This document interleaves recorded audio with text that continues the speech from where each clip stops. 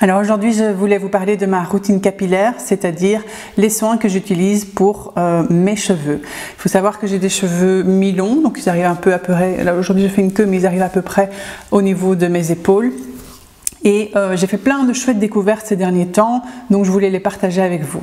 Comme vous le savez, moi je privilégie toujours les produits naturels, si possible bio et zéro déchet. Donc voilà, j'ai plein de chouettes choses à vous montrer aujourd'hui.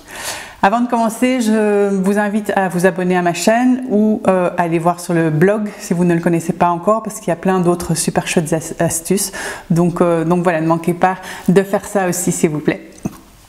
Alors, commençons la routine. Avant tout, je voulais vous dire que il est très important que vous soyez à l'écoute de vos cheveux.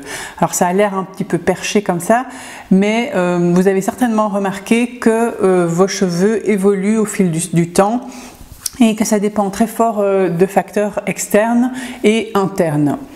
Les besoins de vos cheveux vont changer en fonction du temps parce qu'il y a des facteurs comme le stress par exemple, mais aussi votre taux d'hormones ou les changements de saison. Tout ce genre de choses peut avoir un effet sur vos cheveux.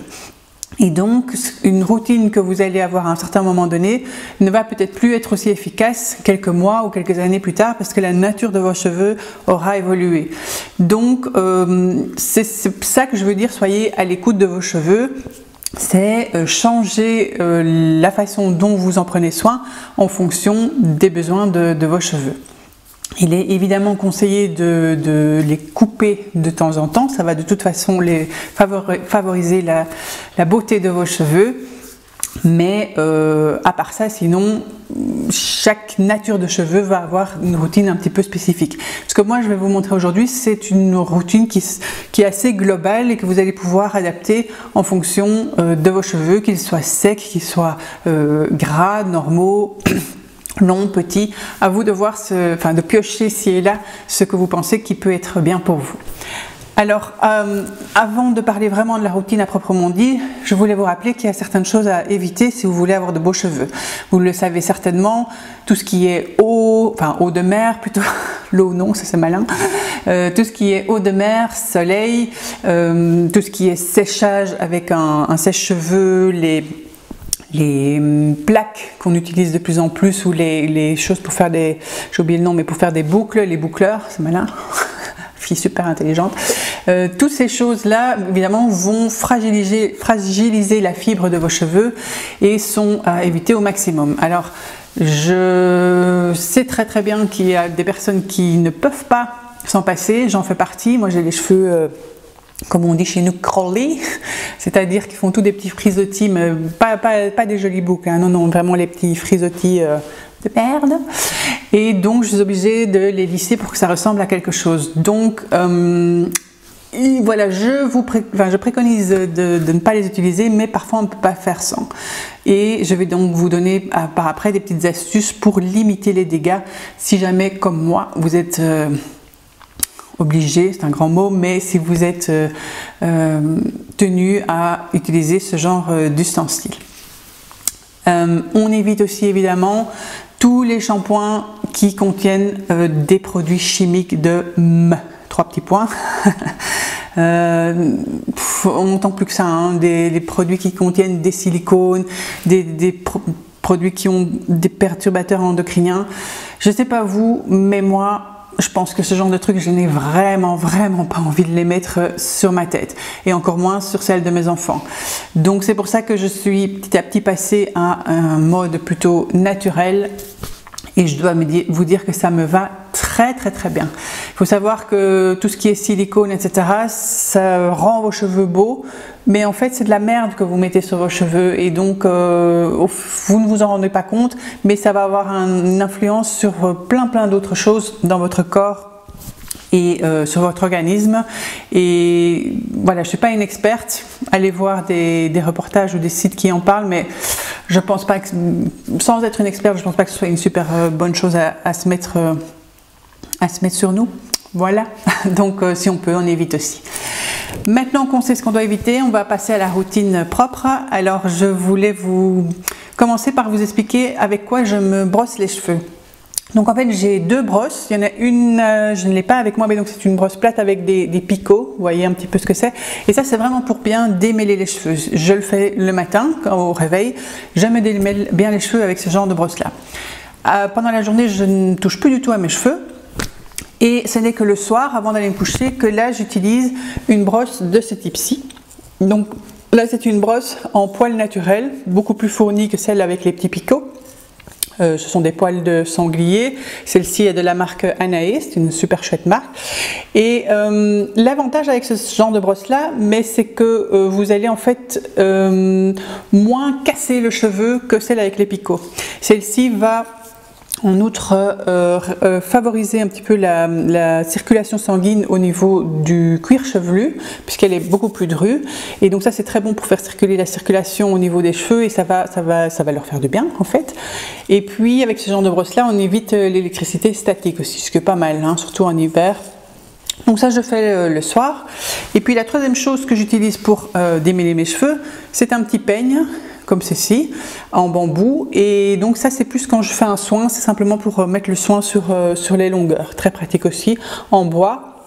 Si vous pouvez, privilégier les brosses en bois naturel et en matière noble et durable, d'abord parce que vous allez les garder 1000 ans, par rapport aux brosses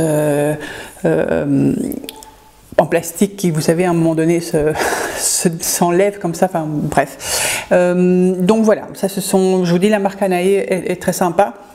Et c'est ce que j'utilise moi au niveau du brossage.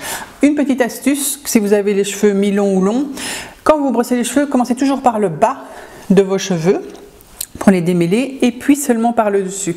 Vous allez moins les casser comme ça, et ce sera plus facile de passer dedans, parce que si vous commencez par le haut, vous prenez tous vos nœuds avec vous et vous aurez plus de mal. Ça va plus les casser que si vous commencez par le bas. Voilà, c'était juste une petite technique que j'utilise déjà depuis un certain temps et qui fonctionne très bien. Alors pour en prendre soin, moi je fais deux choses. Je fais des bains d'huile et je fais également des masques. Alors pour le bain d'huile, c'est à faire à peu près, moi je fais en tout cas une fois toutes les 2 semaines à peu près, et donc c'est facile. Vous prenez un petit bol et vous allez mélanger des poudres ayurvédiques comme celle-ci, donc on en trouve dans le commerce. Je vous mettrai des références dans l'article ou en barre d'infos. Vous mélangez ça avec des huiles végétales naturelles.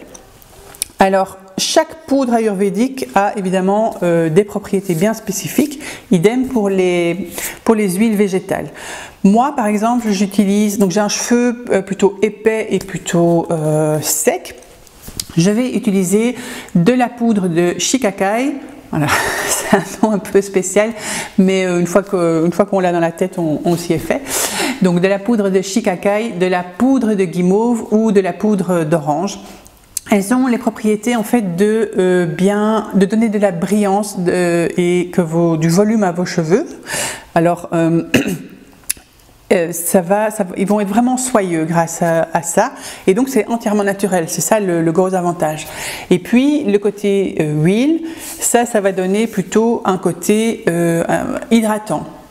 Et donc moi j'utilise principalement l'huile de coco, parce que ça vous pouvez vraiment, quelle que soit la nature de vos cheveux, vous pouvez l'utiliser. L'huile de ricin, celle-là elle favorise la repousse, donc ça peut être sympa pour les gens qui veulent un petit peu donner un coup de boost à leurs cheveux. Et puis l'huile d'avocat, qui elle est vraiment très hydratante, mais par contre elle est très très grasse, donc celle-là il faut faire attention. Vous pouvez aussi mettre de l'huile d'olive tout simplement. Donc tout ça vous mélangez avec vos poudres, ça va faire une espèce de macérat brunâtre, et vous allez venir les mettre sur vos longueurs comme ça, et terminer un petit peu par le dessus, mais pas trop, parce que sinon après ça va rester très gras. Vous laissez poser tout ça minimum 1 heure. Alors l'idéal c'est de le laisser toute une nuit. Vous mettez une charlotte ou je sais pas, un essuie. Au plus vous le laissez, au plus ça aura un effet évidemment. Donc voilà. Et une fois que vous avez fait ça, après il faudra le rincer. Il faudra vraiment bien le rincer. Les premières fois moi je l'avais fait, je m'étais rincé comme d'habitude, et après on a les cheveux tout gras, tout poisseux, c'est une catastrophe. Donc à la limite vous faites 2 shampoings et 2 rinçages quand vous avez fait votre bain d'huile, parce que sinon vous allez, votre cheveu va rester gras. Mais après, vous allez voir, c'est magnifique. Et puis surtout, c'est naturel. Donc ça, c'est top. Ça, c'est donc ce que je fais toutes les 2 semaines. Et puis sinon, vous pouvez aussi faire un simple masque en utilisant des produits naturels que vous avez tous dans votre cuisine. Vous prenez un petit bol. Vous allez mettre, vous pouvez choisir, hein, vous pouvez mettre un peu de miel, hyper bon pour les cheveux. Vous pouvez mettre un yaourt qui est très hydratant. C'est de l'eau en fait un yaourt, hein, donc ça va venir hydrater vos cheveux. La compote, bizarrement, mais de la compote c'est vraiment très très bonne, très très bon pour vos cheveux, ou du sirop d'agave. Et un œuf, qui est très connu aussi en général. Vous piochez dans les éléments que vous voulez, dans les éléments que vous avez dans votre cuisine, vous mélangez tout ça, et pareil, vous allez venir le mettre sur vos longueurs, vous le laissez poser 1 heure si c'est possible. Et puis vous le rincez, celui-là vous pouvez le rincer normalement. Vous allez voir, vos cheveux vont être superbes après ça. Donc voilà, ce sont des petits trucs que je fais donc avant le shampoing pour bien nourrir mes cheveux. Passons maintenant au shampoing même. Oui, ce que je voulais vous dire, c'est que si vous voulez plus d'infos par rapport à toutes les huiles et toutes les poudres qui existent, je vous mettrai un lien dans un article sur le blog. Donc n'hésitez pas à aller faire un tour par la suite si vous voulez plus d'infos là-dessus. Une autre petite astuce, quand vous avez fait votre bain d'huile ou votre masque, si vous pouvez envelopper ça avec une serviette qui est un peu chaude, que vous avez par exemple laissé poser sur un radiateur pour qu'elle soit vraiment chaude et que vous venez envelopper votre masque, ça va d'autant plus aider à ce qu'il soit imprégné dans vos cheveux. Donc ça, c'est une petite astuce que vous pouvez utiliser également. Pour le shampoing, alors là, je vais vous montrer mes chouchous. Je suis donc personnellement passée au shampoing solide, 0 déchet, et il y en a 2 que j'adore. Alors je ne sais pas si je les ai tous ici avec moi, je regarde, non. J'ai le shampoing l'Amazuna que j'utilise. Ah ben voilà, il est là, je l'ai retrouvé. Voilà, il est comme ceci. Je n'ai pas... Vous voyez, je ne l'ai pas encore terminé. C'est donc un petit bloc comme ceci. Il n'est pas une odeur très très forte. C'est celui pour cheveux secs. Et je dois dire que celui-ci, il ne mousse pas très fort. D'ailleurs, les shampoings solides en général ne moussent pas très fort. Donc si vous passez du shampoing normal à un shampoing solide, vous allez vous dire ah, ça ne marche pas, etc. Pas parce que ça ne mousse pas que ça ne marche pas. Mais donc vous mettez bien ça sur vos longueurs. Vous allez simplement le frotter en laissant l'eau couler. Et au fur et à mesure, la mousse va arriver et le shampoing va faire son effet. Donc ça, c'est le premier que j'ai testé, il est pas mal, mais c'est pas mon préféré. Mon préféré, suspense, c'est celui-ci. Je ne sais pas si vous le voyez bien avec l'autofocus, on attend un peu. Non, c'est le shampoing Rebelle de Nature. Je vous remettrai les liens à la poudre d'orange pour cheveux secs et longs. Alors celui-là, comment dire, je suis tombée en amour. Il est absolument parfait parce que il mousse un peu plus. Donc je préfère vraiment celui-là et j'ai l'impression que mes cheveux sont plus propres avec celui-ci. Alors quand je regarde, il y a évidemment des tensioactifs mais d'origine végétale. C'est sans doute ça qui fait l'effet mousseux que j'aime bien. Son odeur est assez neutre, je dirais. Donc voilà. Je crois que je l'ai en version déballée ici. Donc voilà, il ressemble à ceci. C'est vraiment un pain solide. Voilà.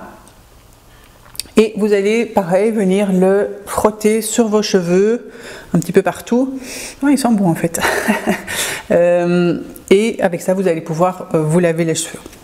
Celui-là, vraiment, je vous dis, je l'adore. Et en plus, oh, il est beige. Mais oui, mais vous pouvez vous le procurer sur leur site. Donc si vous habitez à l'international, vous pouvez également vous le procurer là, ou sur le site Herbiola par exemple. Je pense qu'il est dessus aussi. Je vous remettrai de toute façon toutes les infos en dessous. Donc si vous voulez vous mettre au shampoing solide, que vous n'avez jamais fait ça, je vous conseille plutôt de passer par celui-là que par un autre, parce que celui-ci mousse un peu plus par rapport aux autres.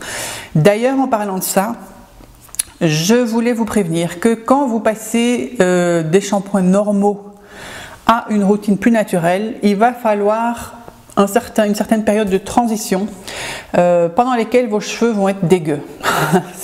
Voilà, c'est comme ça. Vos cheveux vont devoir se déshabituer de toutes les merdes que vous avez mis dessus pendant des années.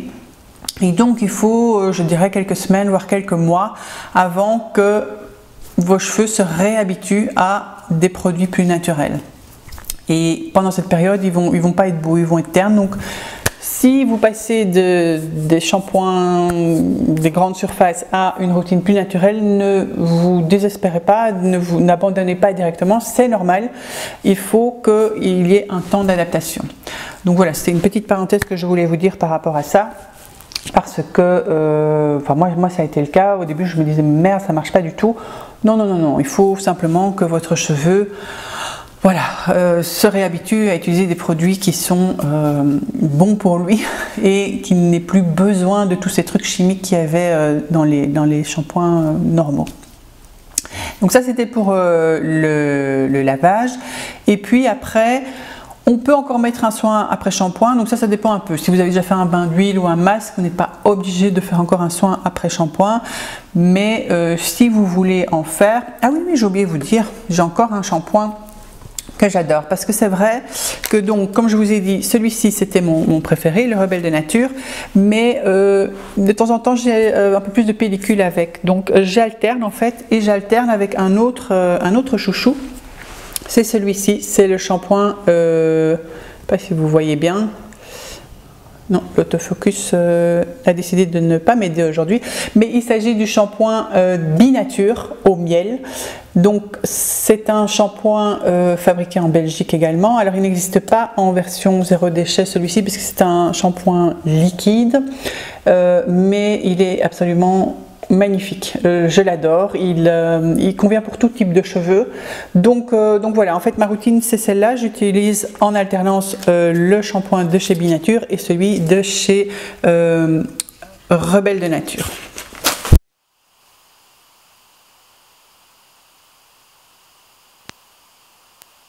Alors on continue.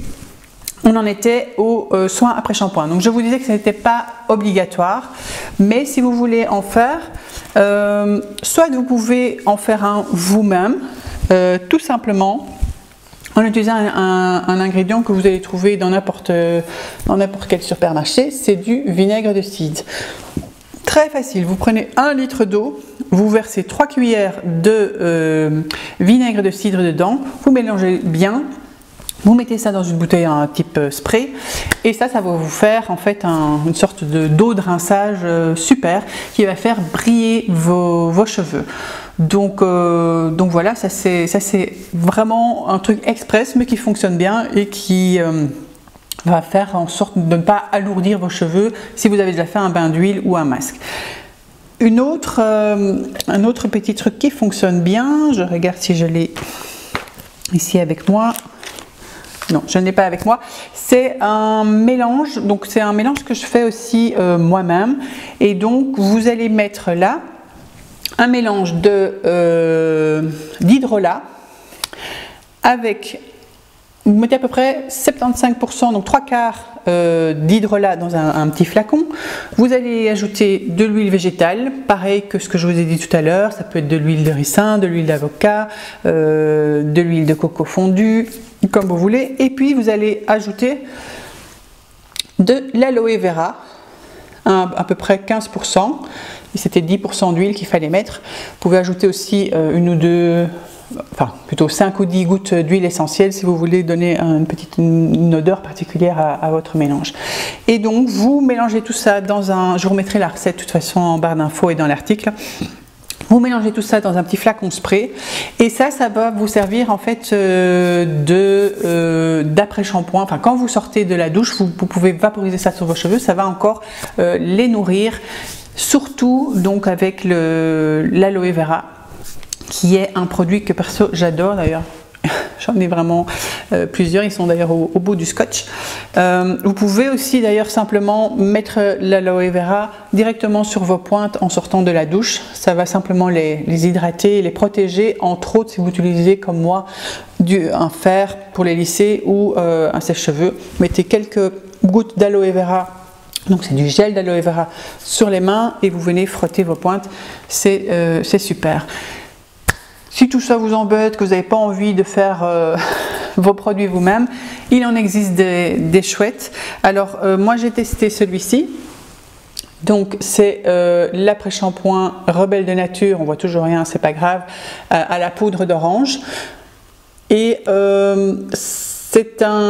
donc il est fait entièrement avec des produits naturels et il faut simplement mettre en petite quantité sur les pointes. 2 fois par semaine, il est indiqué.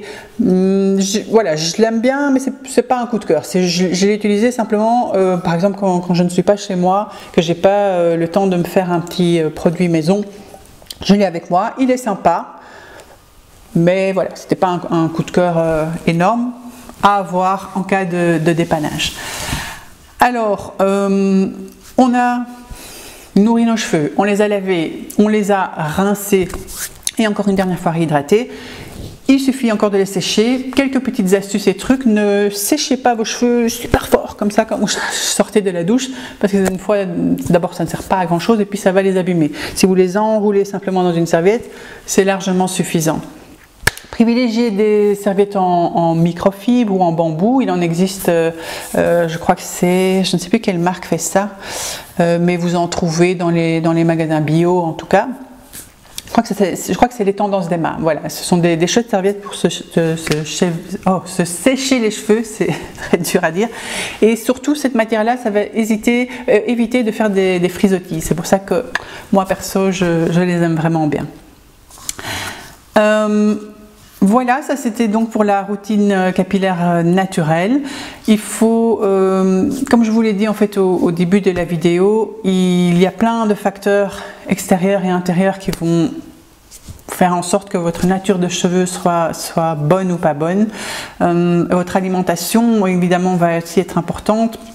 Il faut privilégier les aliments avec du fer, avec du zinc et de la vitamine B surtout. Si jamais vous êtes en manque ou en carence, il existe des compléments alimentaires aussi que vous pouvez utiliser. Alors moi, personnellement, pour l'instant, parce qu'en fait j'essaie de les refaire pousser, j'en utilise 2. J'utilise la levure de bière.